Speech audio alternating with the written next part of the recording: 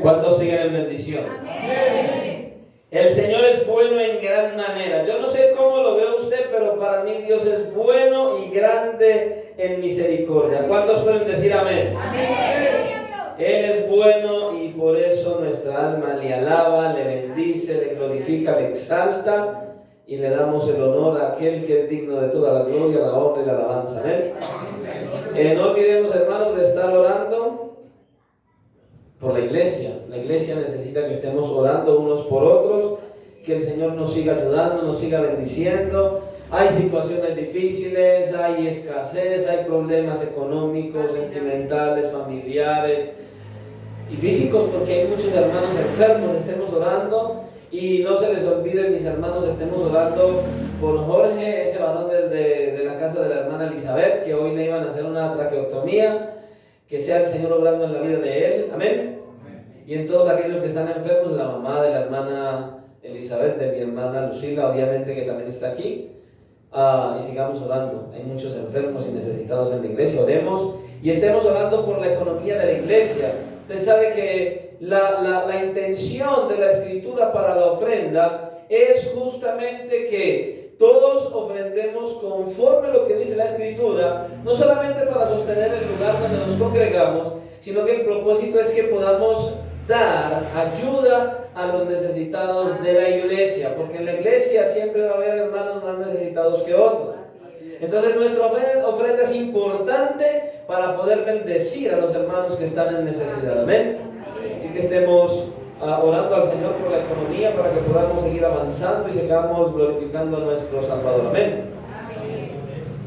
Vamos hoy entonces a tocar una vez más la tercera parte del mensaje, la verdadera conversión. Amén. Amén. La verdadera conversión. Y vamos a ir a la palabra del Señor entonces para que recordemos el pasaje. Hechos capítulo 9 y vamos a leer del versículo 1 en adelante. Amén. Hechos capítulo 9 del versículo 1 en adelante. Sabemos que es un pasaje un poco extenso, pero sabemos que el Señor nos ha venido hablando a través de él de una manera gloriosa. Amén. Así que vamos a leer la palabra del Señor en esta hora, en el nombre del Padre, al sea la gloria. En el nombre del Hijo, nuestro glorioso Salvador Jesucristo, damos la gloria a Él y bajo la dirección de su santo, glorioso y maravilloso Espíritu que está en la iglesia, Dios Padre, Hijo y Espíritu Santo, sea la gloria. Y la iglesia dice amén. Amén. Dice la palabra del Señor de la siguiente manera: Saulo, respirando aún amenazas y muerte contra los discípulos del Señor, vino al sumo sacerdote y le pidió cartas para las sinagogas de Damasco, a fin de que si hallase algún hombre o mujer de este camino, los trajese presos a Jerusalén. Mas yendo por el camino, aconteció que al llegar cerca de Damasco, repentinamente le rodeó un resplandor de luz del cielo. Y cayendo en tierra, oyó una voz que le decía: Saulo, Saulo, ¿por qué me persigues? Él dijo: ¿quién eres, Señor? Y le dijo: yo soy Jesús, a quien tú persigues. Dura cosa te es dar coces contra el aguijón. Él, temblando y temeroso, dijo: Señor, ¿qué quieres que yo haga? Y el Señor le dijo: levántate y entra en la ciudad, y se te dirá lo que debes hacer. Y los hombres que iban con Saulo se pararon atónitos, oyendo a la verdad la voz, mas sin ver a nadie. Entonces Saulo se levantó de tierra y abriendo los ojos no veía a nadie. Así que llevándole por la mano le metieron en Damasco, donde estuvo 3 días sin ver y no comió ni bebió. Había entonces en Damasco un discípulo llamado Ananías, a quien el Señor dijo en visión: Ananías. Y él respondió: heme aquí, Señor. Y el Señor le dijo: levántate y ve a la calle que se llama Derecha, y busca en casa de Judas a uno llamado Saulo de Tarso, porque he aquí, él ora. Y ha visto en visión a un varón llamado Ananías, que entra y le pone las manos encima para que recobre la vista. Entonces Ananías respondió: Señor, he oído de mucho acerca de este hombre, cuántos males ha hecho a tus santos en Jerusalén, y aún aquí tiene autoridad de los principales sacerdotes para prender a todos los que invocan tu nombre. El Señor le dijo: ve, porque instrumento escogido me es este para llevar mi nombre en presencia de los gentiles y de reyes y de los hijos de Israel, porque yo le mostraré cuánto le es necesario padecer por mi nombre. Fue entonces Ananías y entró en la casa, y poniendo sobre él las manos, le dijo: hermano Saulo, el Señor Jesús, que se te apareció en el camino por donde venías, me ha enviado para que recibas la vista y seas lleno del Espíritu Santo. Y al momento le cayeron de los ojos como escamas, y recibiendo al instante la vista y levantándose, fue bautizado. Y habiendo tomado alimento, recobró fuerzas. Y estuvo Saulo por algunos días con los discípulos que estaban en Damasco.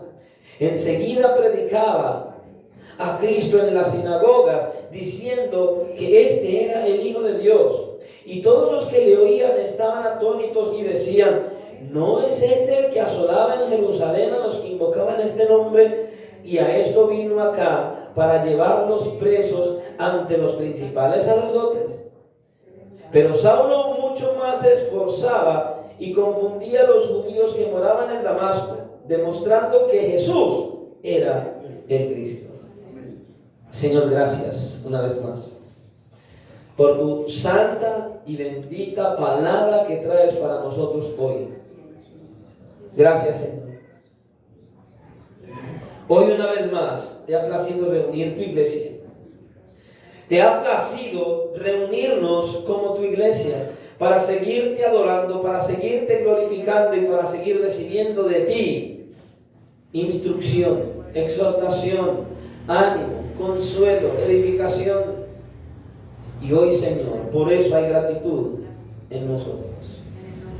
Por eso, Señor, te rogamos de la misma manera, ya que te ha placido una vez más reunirnos y descender hasta este lugar para hablarnos por medio de tu palabra y a través de tu Santo Espíritu, te rogamos que nos des sabiduría, discernimiento y la capacidad, Dios mío, de poder llevar a la práctica todo cuanto nos hables a través de tu palabra. Señor, te rogamos, por favor, llévate de nosotros todo desánimo, todo sueño, todo cansancio, que todo aquello que quiera interrumpir la predicación de tu palabra, tú lo saques de aquí, de nosotros, y que coloques en nosotros mentes libres, despiertas y corazones dispuestos para recibir de tu palabra.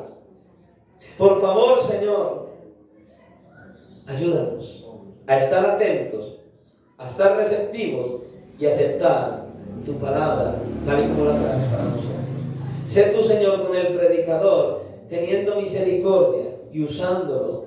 No permitas que hable de sí mismo palabras que busque, sino que seas tú hablando a través del predicador hoy para la edificación, exhortación y consolación de tu iglesia conforme a tu propósito, porque te lo pedimos en el nombre de tu amado Hijo Jesucristo y te damos gracias. Amén y amén. Pueden tomar asiento. Como decía entonces al principio, vamos a mirar la tercera y última parte de este mensaje que lleva por título La verdadera conversión.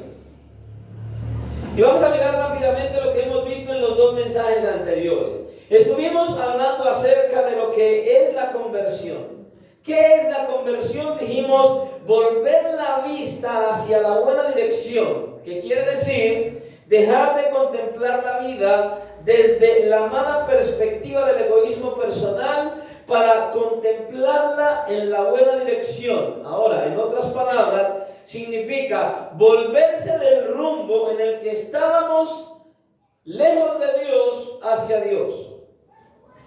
La conversión significa que el alma se vuelve del pecado a Dios.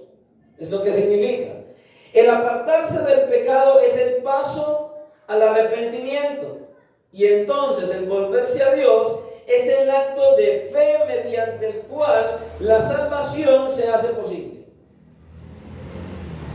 Necesitamos volvernos, dejar de caminar por la vida pecaminosa y volvernos, dar la vuelta y empezar a caminar hacia el Señor, el camino que el Señor ha trazado. Venir a buscar al Señor en arrepentimiento y fe para que la salvación sea posible en nuestras vidas, para que podamos ser salvos entonces. Estuvimos hablando también acerca de qué clase de persona era el apóstol Pablo antes de su encuentro con Cristo. Y decíamos que el apóstol Pablo fue un hombre que, aunque era un religioso de su época, aunque era un hombre conocedor de la ley, era un hombre extremadamente religioso. Este hombre perseguía ansiosamente y ferozmente a la iglesia de Jesucristo, porque él seguía a los cristianos, apresaba a los cristianos, azotaba a los cristianos y torturaba a los cristianos con el fin de que ellos negaran la fe en Cristo, e incluso consentía la muerte de los cristianos. Era un hombre que, por el celo de la religión en la que él se encontraba y que pensaba que estaba agradando al Señor, estaba haciendo males a la iglesia del Señor Jesucristo. Tanto así que fue al sumo sacerdote para que le diera cartas para poder viajar a Damasco para seguir buscando a aquellos que hacían parte. Usted leyó, por si encontraba los del camino, así le decían a los cristianos en aquella época, los del camino. Y él iba con toda la intención de apresarlos. Y dijimos entonces también que en lo relacionado con la conversión de Saulo de Tarso, Saulo no fue quien buscó al Señor, sino que fue el Señor quien tomó la iniciativa, dio el primer paso, fue el Señor quien vino en búsqueda de Saulo para salvarlo. Y decíamos que Saulo de Tarso perseguía a la iglesia para matarlos y el Señor Jesucristo perseguía a Saulo para darle vida. Saulo perseguía a la iglesia con fines bélicos y el Señor perseguía a Saulo con fines benignos. El perseguidor perseguido. Saulo persigue a la iglesia, Cristo persigue a Saulo. Saulo quiere matar a los cristianos, Cristo quiere darle vida a Saulo. Oiga, qué tremendo milagro. Y es lo mismo que él hizo con usted y conmigo. Nos perseguía a nosotros para darnos vida, nosotros huyéndole, pero por fin nos alcanzó, igual que a Saulo. También dijimos que la salvación, la conversión de Saulo no fue algo obligatorio. No fue que él a regañadientes tuvo que decir, bueno, voy a ser salvo. No. Él de buena gana, al encuentro con Jesucristo, entonces tomó la determinación de servirle y de seguirle. Y también vimos que el Señor Jesucristo había estado tratando con Saulo. No solamente en ese momento del encuentro, sino que él ya venía tratando con Saulo, y es por eso que le dice, dura cosa es dar cosas contra el aguijón. Y vimos que él ya lo había hecho, lo estaba buscando y que justamente lo había afectado de diversas maneras. Lo primero que hizo fue que afectó su conciencia. Lo estaba tratando también con el solo hecho de que la iglesia existiera, con el mensaje que predicó Esteban, con la muerte de Esteban, incluso con los mismos cristianos que él perseguía. Y fuera de eso, con todas las cosas que él sabía, que había escuchado acerca de Jesús. Él lo estaba tratando y todo eso lo traía a su mente continuamente, pero Saulo seguía en contra de todas estas cosas. Y entonces, al igual que Saulo, Dios hará lo que haga falta para colocarnos en el punto de absoluta dependencia de Él, a usted y a mí también, y a todo aquel que está en Cristo. Él lo va a hacer. Si Él determinó salvarte, si Él determinó salvar a alguien, va a hacer todo lo que tenga que hacer para traerlo en una dependencia gozosa delante de Él. Voluntariamente. a que se dobleguen. Y bueno, y a la luz de todo esto dijimos que era necesario entonces que nosotros viéramos algo también muy importante. Las evidencias de una verdadera conversión. ¿Qué evidencias nosotros podríamos extractar de este pasaje mirando al apóstol Pablo ya convertido, de lo que significa verdaderamente estar convertido a Cristo? Escuche, hay una cosa que usted y yo debemos entender. O sea, usted y yo no venimos a la iglesia solamente a cumplir viniendo a un culto. Usted y yo no estamos llamados a decir que somos cristianos solamente porque venimos a un culto. Ay, para que el pastor no me llame, para que el pastor no me pregunte. Yo voy a cumplir, yo voy al culto y cumplí. No. Necesitamos convertirnos a Cristo. Y no simplemente ser visitantes en una iglesia. Y entonces cuando nos convertimos a Cristo, hay cosas que pasan en nuestra vida.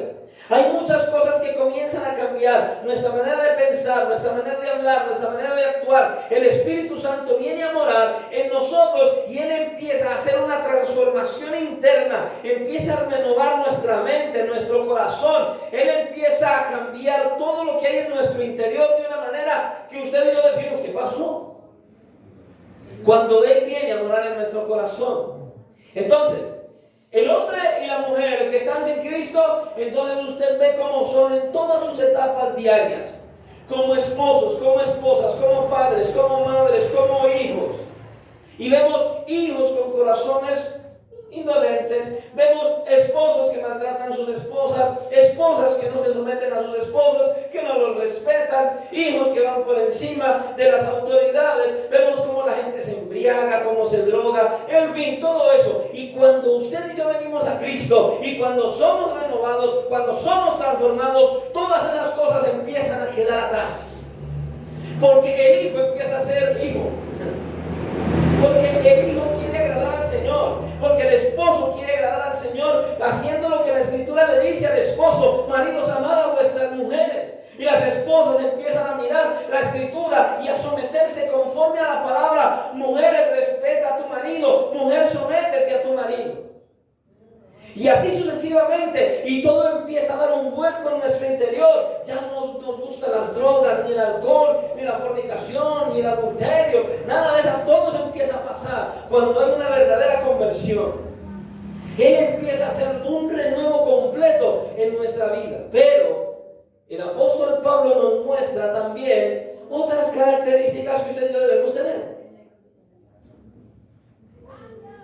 Y es bueno que las evaluemos. Nosotros miramos y entonces vemos que por mucho tiempo el Señor había estado aguijoneando a Saulo. Y él no se lo negaba. Yo no sé, yo miro esto y me miro al espejo de Saulo. El Señor me hablaba, el Señor me decía, por todas partes salía y yo seguía en rebeldía. Yo no sé usted. A mí el Señor salió a llamarme muchas veces e hizo muchas cosas para que yo le siguiera y nada. Por ninguna parte. Pero escuche, la revelación gloriosa en el camino a Damasco fue completamente decisiva. Ese encuentro. En aquel momento todo comenzó a cobrar sentido. Y entonces se produjo una profunda revolución en el interior de Saulo que afectó completamente todo su ser. Hizo una transformación. Yo me acuerdo cuando me hablaban del Señor, yo me burlaba. y yo no atendía. Y una de las cosas que yo más hacía, como lo he dicho en otras ocasiones, era ir a la Biblia para ofender a Dios, para hacer lo que a Dios no le gustaba, para hacer todo lo contrario de lo que Dios decía. Y a medida que yo iba a la Biblia buscando ofender a Dios, Dios esa misma Biblia que yo usaba para ofenderlo, la estaba usando para empezar a crear una semilla dentro de mí, pero yo no sabía. Pero Él sí sabía, porque Él es soberano. Y Él hace lo que tenga que hacer para traernos a su presencia. Y Él estaba obrando en mí a medida que yo estaba buscando ofenderlo a Él. Cuando yo veo a Saulo de Tarso en esta condición, digo, Señor, gracias. Qué maravilloso es tu amor y tu misericordia. Yo no sé si usted puede decir lo mismo, yo puedo decirlo de esa manera. Y le voy a ser sincero, ese día en que el Señor no fue como a Saulo de Tarso, porque yo no le voy a decir que yo iba caminando hacia algún lugar y se me apareció un resplandor de luz y me habló. No, eso le pasó a Saulo, no a mí. Pero tenga seguro que cuando Él se vino y se me apareció y Él habló a mi corazón, Él vino y empezó a hacer una transformación dentro de mi ser, que todo aquello que había en mí, Él empezó a sacarlo fuera de mí.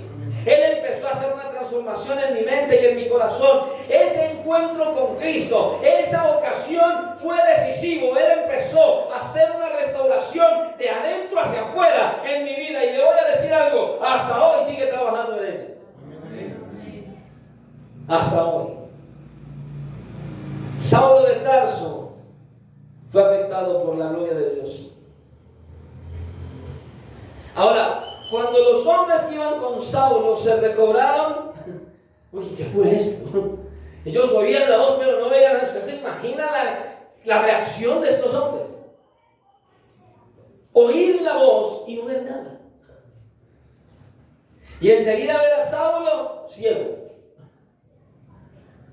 Y entonces ellos ven a Saulo ciego y lo primero que ellos hacen es ayudarlo a levantarse y llevarlo hacia Damasco. Usted puede ver el cambio tan radical en la vida de Saulo desde ese momento. En lugar del orgulloso fariseo que caminaba por las calles con un aire orgulloso e inquisidor, ahora vemos a ese mismo orgulloso, a ese que se paseaba con toda autoridad, humillado, siendo llevado por aquellos que iban con él, porque no podía ver. ¿Dónde quedó su orgullo? Afligido, tembloroso, andando a tiendas y necesitando una mano que lo guiara. Aquel que antes guiaba a otros a la cárcel, que mandaba y que tenía autoridad, llevado indefenso y tembloroso a Damasco. ¿Dónde quedó su orgullo, su soberbia, su altanería? ¿Dónde quedó? Necesitamos venir a Cristo para que Él empiece a doblegar todo lo que somos y lo que está en nuestro corazón. Luego, cuando Saulo llegó a la posada y se quedó solo en medio de la oscuridad, ¿sabe qué dice el Señor? Que estaba allá haciendo ¿qué? Orando. Este hombre que antes hacía un montón de sacrificios y rituales religiosos, llegó verdaderamente al punto donde ahora dejó de simplemente repetir rezos que tenían como tradición y empezó a entablar una verdadera relación con el Señor. Y entonces el Señor dice, Él ora. Hay un cambio ahí. Él ora. Él ahora tiene una relación conmigo. Eso es impactante. Escuche, por eso es tan importante la oración, porque la oración es la que te conduce a tener una verdadera relación con el Señor, a hablar con Él, a tener en cuenta que Él es el Señor, que Él es el Santo, que Él es el Todopoderoso, que es el Rey de Reyes, el Señor de Señores, al cual te puedes dirigir con temor, con reverencia, pero con toda sinceridad y humildad y humillación. Y Él te escucha, Él te atiende y Él hace lo que tenga que hacer en nuestra vida. Él ora. Ahora este hombre tenía una relación con el Señor. Ahora él había empezado a tener un verdadero cambio interno en su vida. Saulo de Tarso. Él ora. Fue una verdadera crisis de su intelecto, de su voluntad y de sus emociones que transformó toda su vida. Y entonces sus actividades anteriores fueron cambiadas y ahora iba a empezar unas nuevas. Completamente. Vamos a mirar algunos de esos cambios que Saulo de Tarso tuvo. De esos que se produjeron de manera inmediata después de su conversión y que afectaron su relación con Dios, con la iglesia y con el mundo. Y esos cambios tienen que estar en nosotros Cuando venimos a Cristo en arrepentimiento y fe, somos convertidos verdaderamente a Cristo. Uno de esos cambios, o el primer cambio que nosotros podemos empezar a ver, es una nueva relación con el Señor Jesucristo. Eso fue lo primero que aconteció con él. Empezó a tener una nueva relación con Cristo. No es fácil al principio. Yo recuerdo que en mis primeros tiempos con el Señor, orar era lo más duro. Pero ¿sabe por qué? Porque aún no sabía qué significaba orar. Pero escuche, Saulo de Tarso tuvo una comprensión clara a causa de ese encuentro glorioso que tuvo con Cristo, y este hombre empezó verdaderamente a tener una verdadera relación con él. ¿Qué hizo la diferencia? Saulo de Tarso sabía quién era Dios. Saulo de Tarso conocía al Dios de Israel. Saulo de Tarso conocía la ley, conocía todo lo que decía el Antiguo Testamento. Yo no sabía nada de eso, y creo que usted tampoco. Y recuerdo que cuando empecé a orar, usé todas las estrategias posibles para orar y ninguna servía. Sí, yo empecé orando cómodamente, recostado en la cama, y ahí dormía. Luego plácidamente colocando un cojín en el piso, arrodillándome y una almohada aquí en la cama, y ahí dormía. Y al final empezaba a caminar por toda la casa y de repente volvía y dormía. Pero ¿sabe por qué? Porque no había entendido lo que significaba orar. Porque no había entendido que la oración es lo más glorioso, es el mejor privilegio y es la mejor oportunidad que el cristiano tiene para relacionarse con su Dios. Cuando entendí lo que la oración es, todo empezó a cambiar. Y dentro de mí también. Cuando entendí que la oración no es simplemente empezar a pedir por Medellín, por Bogotá, por Estados Unidos, por todas partes. No. Cuando entendí que la oración es una verdadera relación de cercanía, de intimidad con el Señor, todo empezó a ser diferente.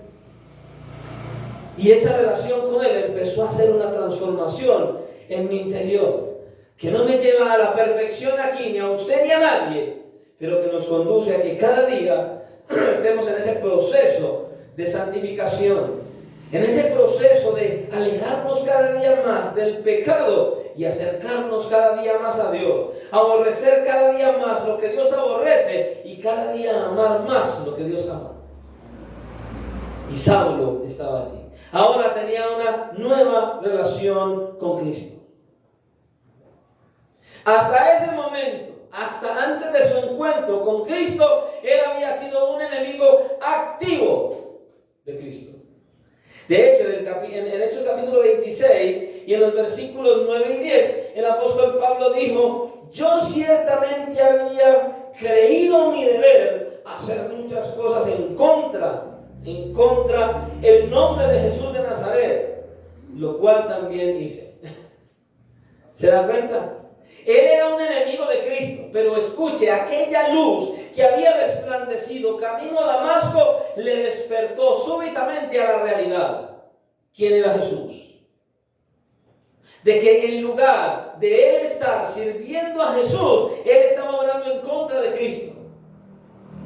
Él pensaba que le agradaba con lo que hacía, persiguiendo a la iglesia, pero allí, en ese encuentro con Cristo, él se dio cuenta que definitivamente él estaba yéndose en contra de Jesús, destruyendo aquello por lo que el Hijo, por lo que Cristo mismo vino a morir y a padecer y a derramar su sangre para poder llevar a cabo la obra de redención de aquellos que él vino a salvar. Él estaba tratando de ser tropiezo a la iglesia de Jesucristo.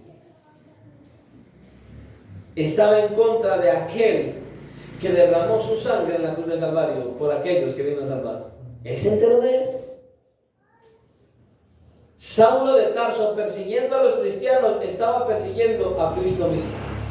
Cristo sale y le dice: Saulo, Saulo, ¿por qué me persigues? Él estaba persiguiendo a la iglesia y Jesús es en la cabeza de la iglesia.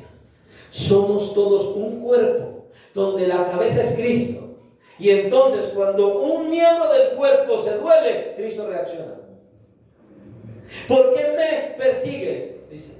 Él estaba persiguiendo a Jesús mismo. Ahora, para Saulo de Tarso fue un descubrimiento terrible y abrumador. Pero por Dios, yo estaba tratando de agradar a Dios y estaba en contra del Dios que yo buscaba agradar. Tremendo impacto. Eso pasó con Saulo. Entonces fue cuando Saulo reconoció por primera vez el señorío de Cristo. Versículo 6. Él, temblando y temeroso, dijo: Señor, ¿qué quieres que yo haga? Y el Señor le dijo: levántate y entra en la ciudad y se te dirá lo que debes hacer. Automáticamente, si usted y yo seguimos leyendo, veremos que efectivamente Saulo de Tarso hizo lo que el Señor le ordenó que hiciera. Y debemos decir que esta rendición de Saulo al Señor es sin duda la norma principal para todo cristiano. Todo cristiano debe entender el señorío de Cristo y rendirse ante el poderío de su Señor. O sea, ¿qué significa rendirnos al señorío de Cristo? Pues significa que nosotros estamos llamados a obedecerle, a hacer su voluntad y no la nuestra. Todos debemos reconocer que Él es el Señor. Pero decir que Él es el Señor no es reconocer que Él es el Señor. ¿Cómo así, pastor? No. El que usted diga que reconoce al Señor como Señor no significa que es su Señor. El que sea su Señor o mi Señor significa que yo estoy en toda la disposición de obedecer al Señor. Tenemos toda la intención de obedecerlo a Él. Pero es triste mirar cómo muchos cristianos hoy se debaten y discuten entre si verdaderamente es necesario, es tan prescindible que nosotros nos sometamos al señorío de Cristo. No es que yo puedo decidir, yo creo que esto está bien. No. Escuchen, en la vida cristiana no hay punto en el cual puedas decir: a mí me parece, yo creo que yo podría hacer. No. En la vida cristiana, el que ha venido a Cristo en arrepentimiento y fe debe someterse completa y plenamente al señorío de Cristo, y es conforme Cristo diga y no como lo piense. Y eso pasa con Saulo. Hay muchos que parece que tienen miedo de ponerse al señorío de Cristo porque creen que van a perder. No, usted no va a perder, antes va a ganar.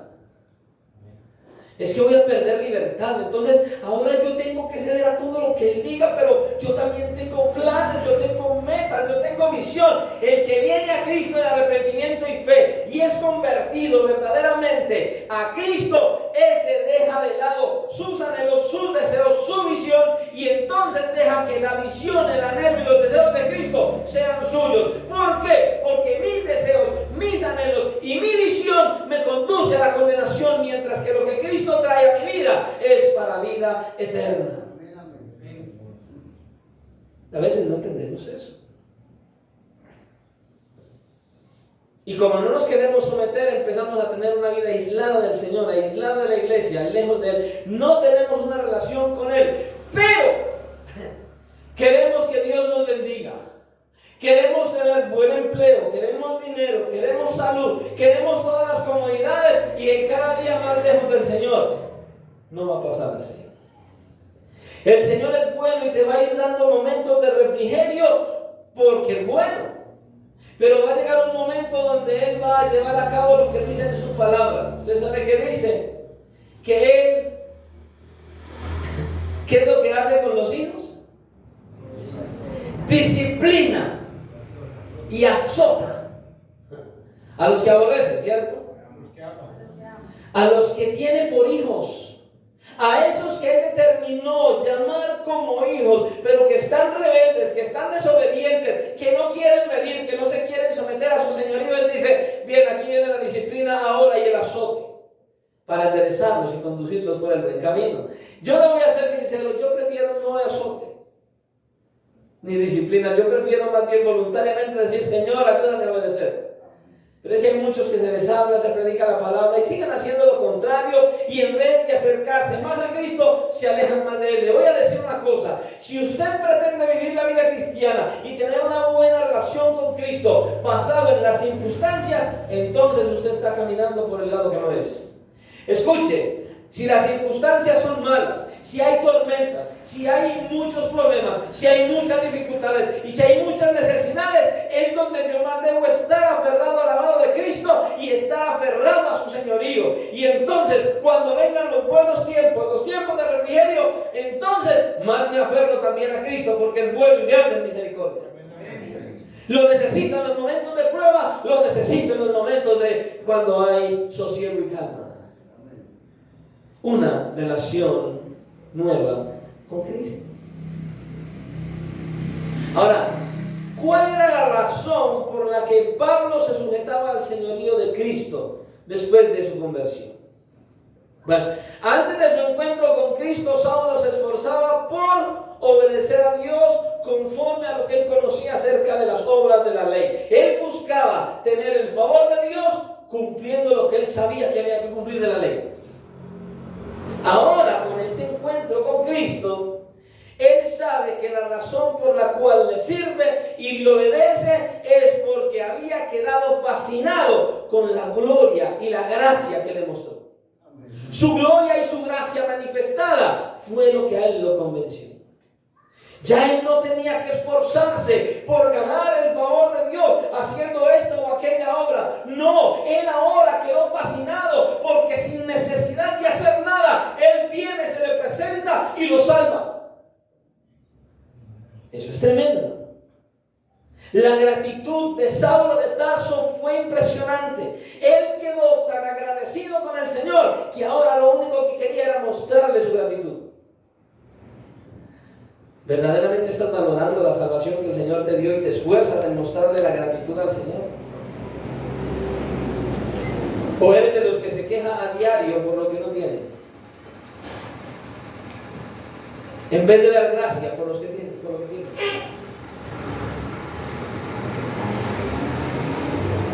Saulo de Tarso estaba maravillado con el Señor. ¿Estás maravillado con Él? Podríamos imaginarnos los pensamientos de Saulo.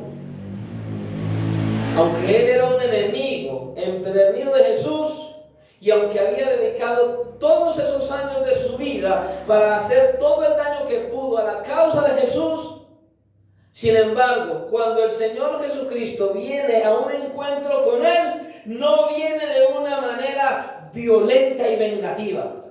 No, viene en una manera amorosa a decirle a él que vino a salvarlo. Saulo, Saulo, ¿por qué me persigues? Cuando usted y yo leemos esa porción de la Escritura aquí en el libro de los Hechos, escuche, el Señor Jesucristo no viene a reclamarle, no viene de una manera violenta, así como a veces usted y yo nos volvemos violentos. No sé, el hermano Albeiro lo experimenta a diario y no sé. Bueno, las veces que he estado con él, la reacción ha sido buena. Pero hay muchos cristianos, por ejemplo en ese caso, que conducen un vehículo y se les atraviesa un peatón, un perro, un ciclista, no cualquiera. ¡Ay, entonces! El Señor no vino diciéndole a Saulo: ¡hey, entonces, ¿por qué me estás persiguiendo pues? No, esa no fue la actitud del Señor Jesucristo. Saulo, Saulo, ¿por qué me persigues? ¿Usted se imagina la reacción de Pablo? Él actuando violentamente en contra de la iglesia, y Cristo viene y se le presenta de una manera amorosa. Nosotros íbamos caminando al infierno, a la condenación, y amorosamente el Señor ha salido a nuestro encuentro, hermanos, para librarnos de la ira de Dios, para librarnos del abismo. Usted y yo deberíamos vivir una vida llena de gratitud a causa de que Él nos haya llamado para salvación cuando estábamos perdidos. Aunque usted y yo no hayamos visto el resplandor que vio Pablo, el mismo Cristo que se le apareció a Pablo es el mismo que nos ha llamado a usted y a mí para salvación, sin importar cómo haya aparecido. Tremendo. El Señor no busca vengarse de Saulo por lo que había hecho en contra de él. Por el contrario, le mostró su divinidad, su benignidad, su amor y su misericordia. Ese es el Dios de la Biblia. Y entonces durante el resto de su vida, Saulo de Tarso, Pablo, el apóstol Pablo, de ahí en adelante empezó a vivir en una devoción plena, constante y continua por Cristo. En una devoción apasionadamente empezó a vivir para Cristo, a vivir y a esforzarse de todas las maneras que le fueran posibles para agradar a ese Cristo que los amó. Y él, si tenía una ambición en su vida, era conocer cada día más a Cristo. A Cristo. ¿Y sabe qué? Dar a conocer a ese Cristo al mundo. Era tan apasionada la relación que él tenía con Cristo, que cada día quería conocerlo más y cada día anhelaba darlo a conocer más. Y eso hizo. Saulo de Tarso no fue un cristiano de la secreta, no. Este era un hombre que dio a conocer a Cristo. Escuche, Saulo de Tarso se consideraba privilegiado por ser esclavo de Cristo, por someterse al señorío de Cristo. Ahora yo te pregunto, ¿en verdad usted se considera esclavo de Cristo? ¿Sabe qué es un esclavo? El que hace todo cuanto su amo le dice. ¿Está usted obedeciendo al Señor de esa manera? Saulo de Tarso se deleitaba en ser esclavo de Cristo. ¿Te deleitas en ser esclavo de Cristo en verdad? ¿O todavía tienes lo que te gusta hacer y es que a mí me gusta así? Pablo no era así. Completamente rindió todas sus emociones, sus sentimientos, toda su vida al señorío de Cristo. A Pablo tampoco le importó el hecho de haber tenido que sufrir por causa de Cristo, por la obra de Cristo. Para él era un alto honor padecer por Cristo. Él consideraba un honor padecer por Cristo. ¿Sabía por qué? Porque sabía que Cristo lo había dado absolutamente, había dado todo por él. Había dado su propia vida. Había derramado toda su sangre. Ahora Pablo no quería reservarse nada para sí mismo. Él quería buscar a Cristo, conocer a Cristo, amar a Cristo y dar a conocer a Cristo. Eso es lo que tú haces también. Así es que estás viviendo hoy. Verdaderamente ese es tu estilo de vida. Estás amando a Cristo al punto de que no puedes esconderlo dentro de ti y tienes que darlo a conocer a todo el mundo. ¿Esa es tu pasión? ¿O frente al sufrimiento usted de los que se queja y reniega?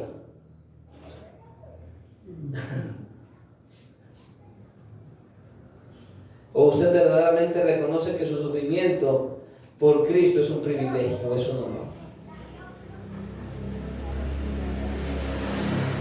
El anhelo de Pablo cada día era parecerse más y más a Cristo, agradar a Cristo, que Cristo se formara en él, que Cristo viviera en él y que su vida fuera de olor grato para Cristo. Ese es el anhelo suyo y también se esfuerzan que eso pase.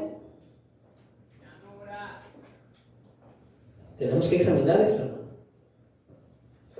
Por lo tanto, nosotros podemos decir que Pablo se sujetaba al señorío de Cristo porque había sido ganado por su amor y su misericordia y su gracia.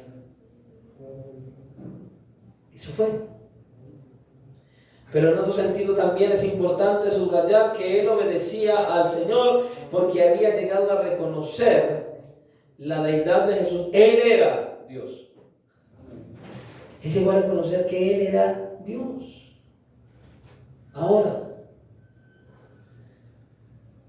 el otro cambio que nosotros vemos en Pablo es que no solo tiene una nueva relación con Jesús, sino que tiene una nueva relación con la iglesia.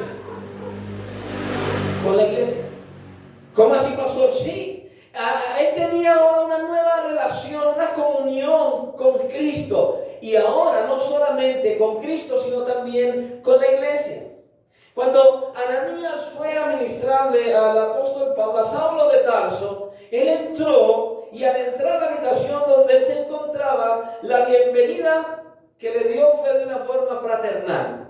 Versículo 17. Fue entonces Ananías y entró en la casa y poniendo sobre él las manos dijo: hermano Saulo. Lo recibió como parte de la familia de Cristo. El perseguidor de la iglesia, hermano ahora en Cristo. Pablo ahora empieza a tener no solo una nueva relación con Cristo, sino con la iglesia de Jesucristo. El temido enemigo de la iglesia fue recibido como un hermano. ¿Se lo imagina? Tremendo. Por esta razón fue que él se levantó y dice que fue bautizado. Y entonces así comenzó una nueva relación con los cristianos de Damasco. Así fue. Él había ido a encarcelarlos, a buscarlos para encarcelarlos, para llevarlos presos. Y dice en el versículo 19: y estuvo Saulo por algunos días con los discípulos que estaban en Damasco. Y lo mismo hizo cuando fue a Jerusalén. Versículo 26. Cuando llegó a Jerusalén, trataba de juntarse con los discípulos. Él empezó a buscar tener una relación con la iglesia. Así que aquí vemos otro resultado de la conversión. ¿Cuál es? La identificación con la iglesia. Aceptación y comunión con la iglesia de Cristo. Esto nos recuerda a nosotros un principio que no siempre es tenido en cuenta por muchos. No se puede aceptar sinceramente a Cristo y no querer tener nada que ver con su pueblo. Como quien dice: Señor, a ti te amo, pero a la iglesia no. Eso es imposible. Hay que amar a Cristo y la iglesia por la que Cristo dio la vida. No se puede decir que nos identificamos con Cristo, pero que no nos identificamos con la iglesia. Ese que dice que ama a Cristo, pero que no se quiere congregar, eso es un mentiroso. Porque el que ama a Cristo ama congregarse con la iglesia de Cristo. Dice el Señor. Ahora, ¿usted verdaderamente ama a Cristo? Evalúe si usted verdaderamente ama a la iglesia de Cristo. Sí, pastor, yo amo a la iglesia. ¿Amas todos los hermanos de la iglesia donde estás? Sin importar lo que ese hermano o hermana te haga. Uy, pastor, la puso difícil. Sí, Cristo nos ama sin importar lo que hagamos. Amén, amén. Debemos amar a Cristo y amar a nuestros hermanos. No, pues que usted no sabe lo que me hizo, pastor.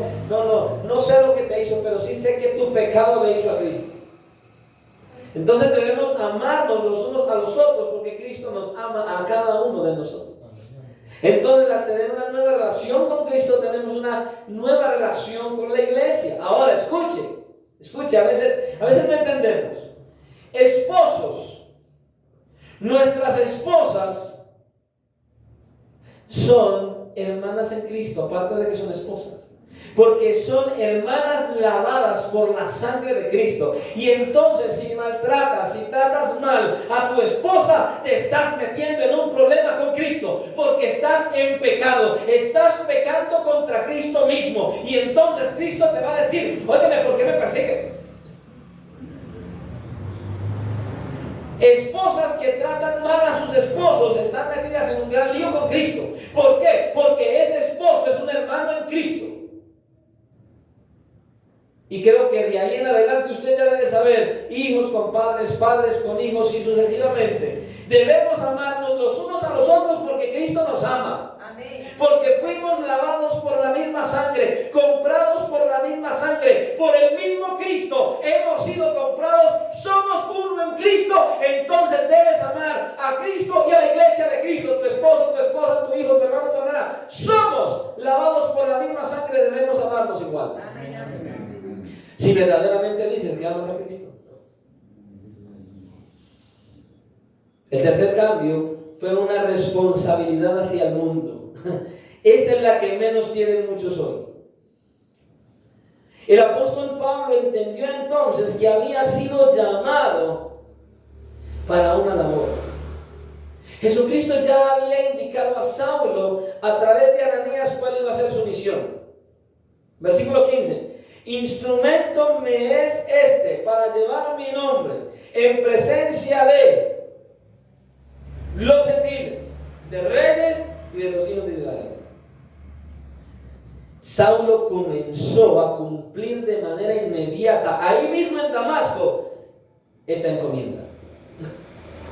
Versículo 20.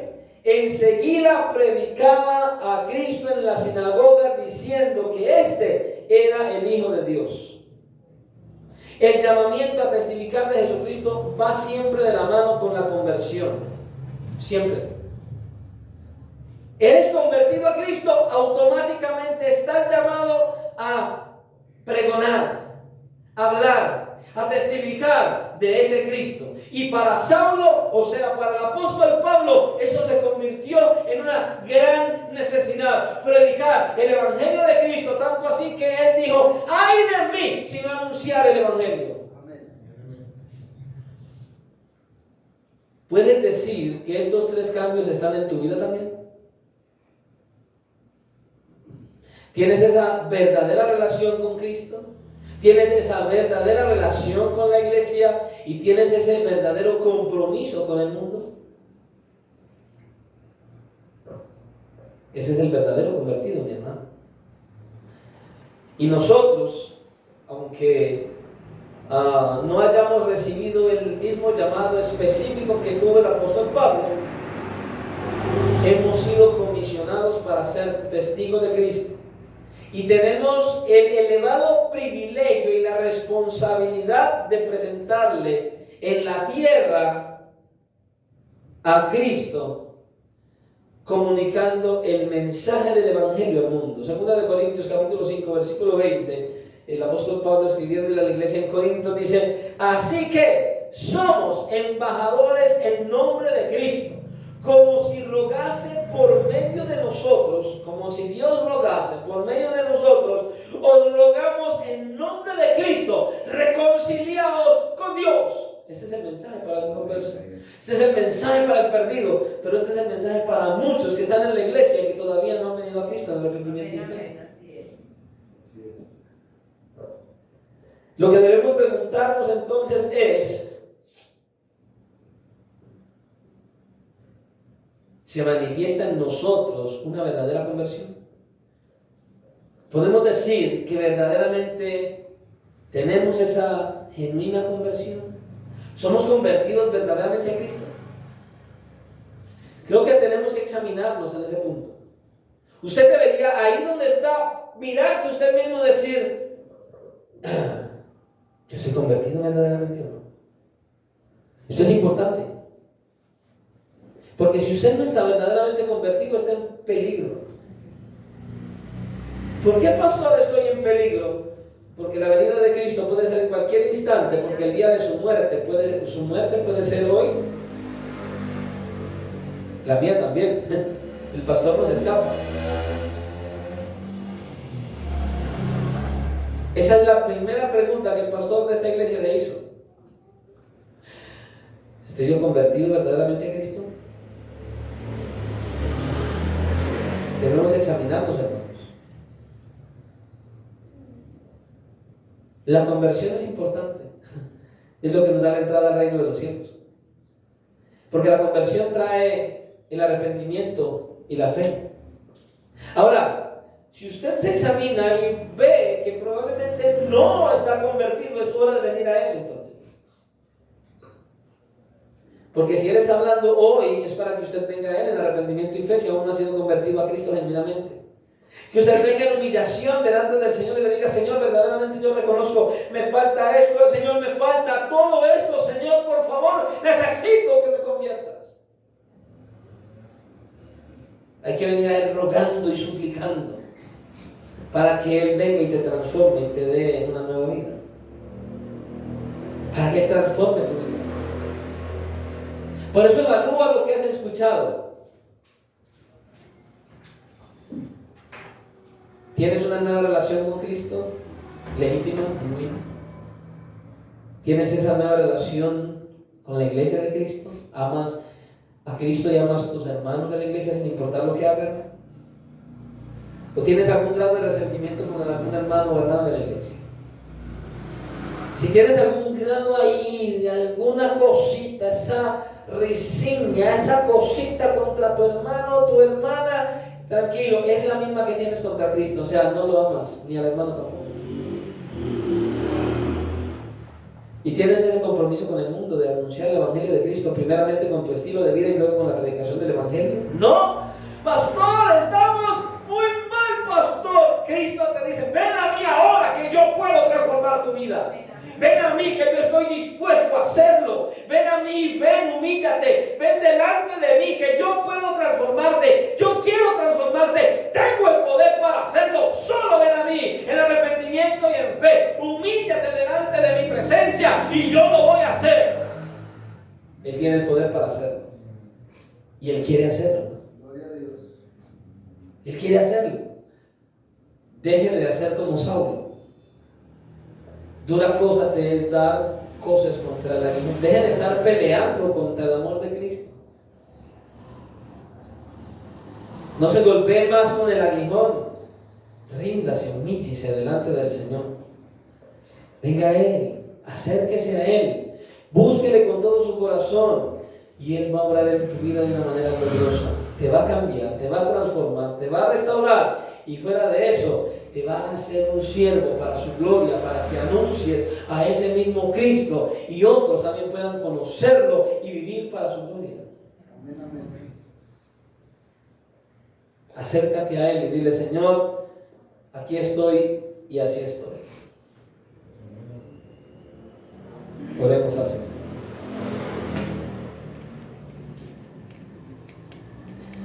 Ven a Cristo para que Él venga y transforme tu vida plenamente.